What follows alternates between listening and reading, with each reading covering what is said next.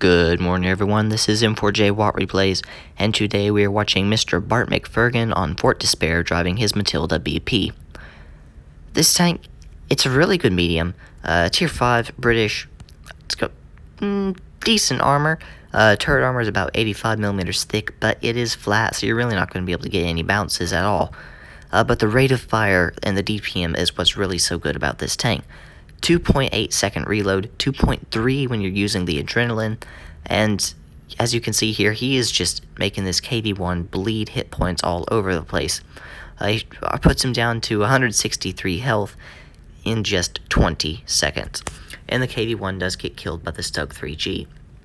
So what he's going to do here, he's going to start backing out, see if he can get some shots on this Leo.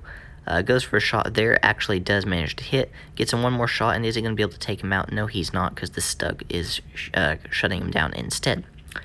So now he's going to start pushing to the middle.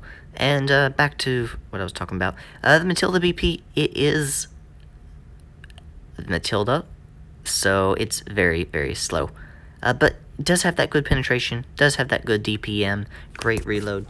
It is a very solid tier 5 medium tank if you can handle the speed and actually get to the battle. As you can see here, he is just tearing this other Matilda apart.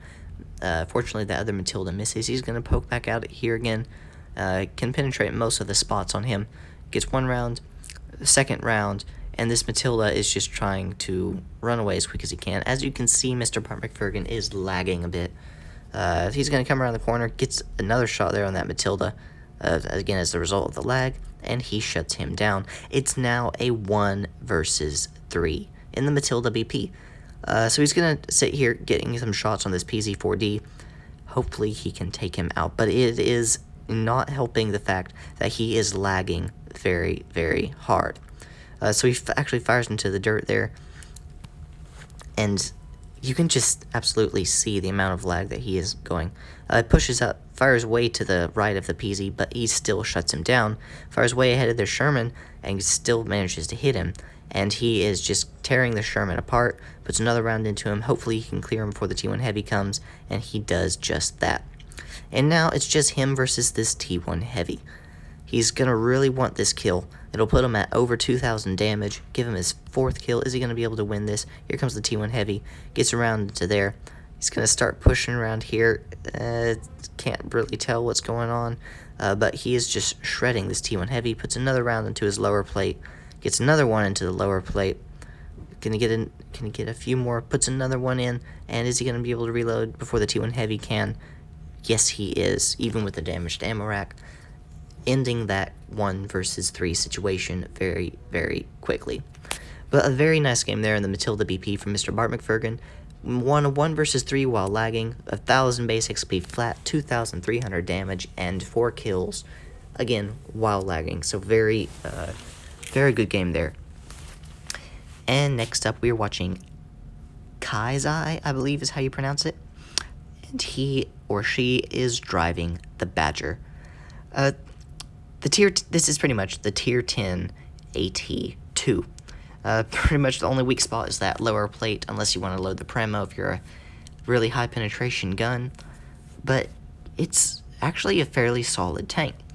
Again, it's pretty much just a AT2 at tier 10, but with much better gun, of course.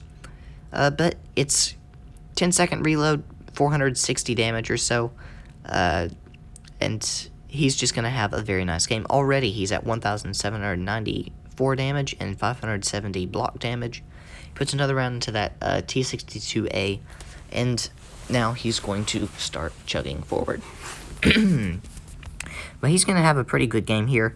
He's going to pretty much do some distant shots. As you can see, there is the IS-7 to his left, but he's going to go for this Jagdpanzer 4 on the enemy team. He's putting his good penetration to use. Not quite with that shot, ends up bouncing that Jagdpanzer, but he does get a bounce in return for 800 block damage. So now he needs to start pushing forward. I would personally be ignoring this Jagdpanzer E100, but it is still a good tank to clear because it has that really big gun, and the armor with the armor that it has, it'll be a threat for a long time in the game. He gets a nice bounce from a heat round from the Jagdpanzer 4, And now the Jagdpanzer is going to go hide behind that ridge line, and he's not going to be able to get another shot. But he's poking back out again, puts another round into his gunner. He's wiggling back and forth. Is he going to be able to bounce this shot as well? Unfortunately, he does not. Takes a nasty 755 roll from him. Puts another APCR round to the Jagdpanzer 4 side, or Jagdpanzer E100 side, sorry. Sees this IS-7 pushing up, he's going to pay attention, but the IS-7, realizing he can't penetrate, decides to ignore him. Switches to the APCR again, puts another round into the Jagdpanzer. Again, now he's going to start backing up, so that way he does not take another shot. Bounces 640 damage from the enemy Waffle. Sees this IS-7 deciding to poke up here. Who is he going to go for, the IS-7 or the Jagdpanzer? He's going to back up. The IS-7 starts pushing up, goes for a shot there on the lower plate, takes a nasty shot from the enemy Waffle.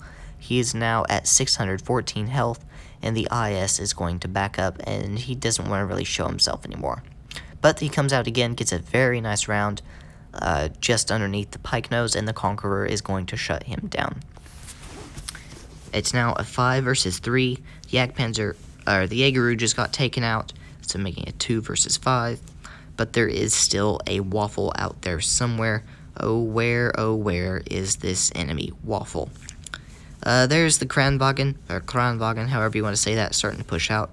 And now we have spotted the full health Waffle. But he's going to start pushing up here. Going to go for that Kranwagen. Is he going to load up the HE? What's he going to do? He notices that a Waffle is there, so he's going to load up the HE for him. Is he going to be able to get that shot? Doesn't quite look on it, but he's going to go back to this Kranwagen, gets around into his back. And now, what is he going to do? He's going to start pushing forward. Who's going to take out the Kranwagen? I believe the E100's going to, but he's going to, but Kaizai, he's going to go for this Waffle. He needs to take him out. He is a one-shot to him.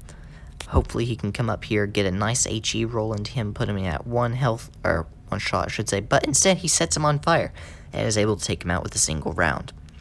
And now it just leaves that Kranwagen. He's going to start pushing up here. Hopefully he can get this kill. He really does want to get it. It'll put him at over 6,000 damage. Unfortunately, he bounces that shot there. Hopefully this Kranwagen will poke back out again. Is he going to? He should probably load the APCR. He hits the track. Very, very bad RNG there. It's going to start pushing forward, and sadly for him, he's not going to get that kill. The E100 takes it, and that is the end of that. But a very nice game there in the Badger. Manages to pull off an ace tanker. A lot of XP and credits for all his work. 5,697 damage. And a kill as well. Just so sad he did not penetrate that last round on the Kranwagen. It would have been over 6,000 damage, and probably his first battle topping that amount as well. And for this final battle, I am driving the AMX M445, the French Tier 7 heavy tank. I really do like this tank. It's tied for first place of my favorite heavy tank along with the Tiger P. It's got really nice reload time, 5.5 seconds. Aim time, accuracy, not the greatest, at least not compared to the ARL-44, but it is does have that nice 212 millimeters of penetration. It's definitely one of my, like I said before, it's definitely one of my favorite tanks. You have to play this more like a medium tank, though. You can't go with the heavies. It doesn't have the armor. People are going to HE you if they can get to your side. You really just have to go with the mediums. But it is still a very nice heavy tank. But so here, we're going to go for some shots here on this T-54 lightweight. We're going to put a round into his backside. He's going to get over that hill right before we finish reloading. So what we're going to do, we're going to start pushing the middle where base B is. We do start taking shots from that Type 62 Dragon. So I want to get over to this hill and see if I can't beat him, because I do know Type 62 Dragon has 5 degrees of gun depression, but my AMX has 10. So if I can get up to this hill, then I can easily use my gun depression, peep over, and just hammer him away with my damage per minute. And I also know that he doesn't have the greatest penetration. But we damage his gun. We're going to start backing up. He starts peeping over.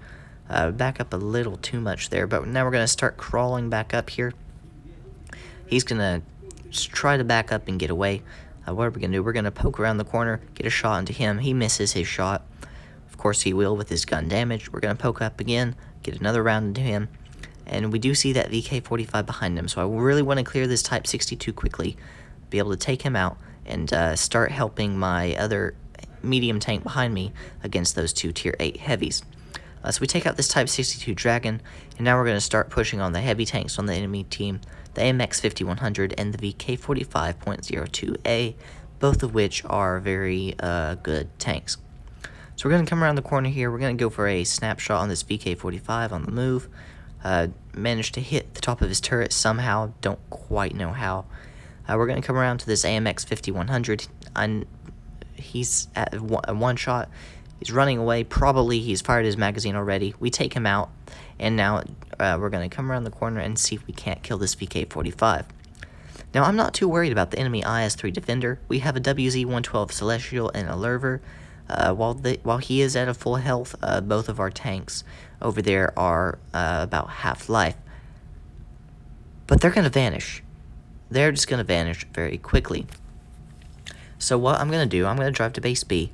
I'm going to cap it out. I'm not too worried about the IS-3 Defender because it's a 2-on-1 over there, but what is going on with the Lurver?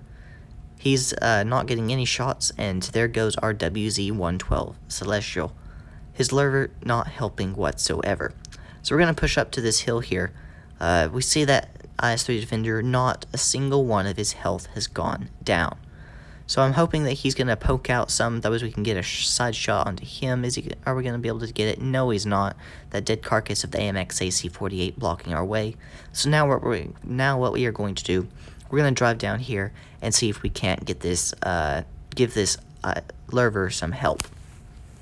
Now, I do know this IS-3 Defender is going to take a round. There's his first round on the Lurver. It's going to take a second round to take him out. He's going to have one round left. I'm at 644 health. We get a high roll there. And now he's going to use this one round on me. And that means he's going to be on a magazine reload. And I do know I have really nice DPM. So I have a chance to be able to take him out. So I'm loading this APCR. We bounce that shot there with this stupid spaced armor on his front. Hopefully we can't quite get the turret. We get a shot there on his front. Are we going to be able to reload in time? Hopefully we can. We are a one-shot, but we managed to shut him down with an APCR round to his front. And we get 1,000 victory points to top it off. But there's an ace in the AMX M445, 3,000 damage, 4 kills, and a nice amount of XP to go with it. But that is all for today, folks. Sorry about this commentary. Wasn't quite as good as it has been lately. But all the same, if you liked the video, please leave a thumbs up. Hit the subscribe button if you haven't already. And this is M4J Watt Replays, over and out.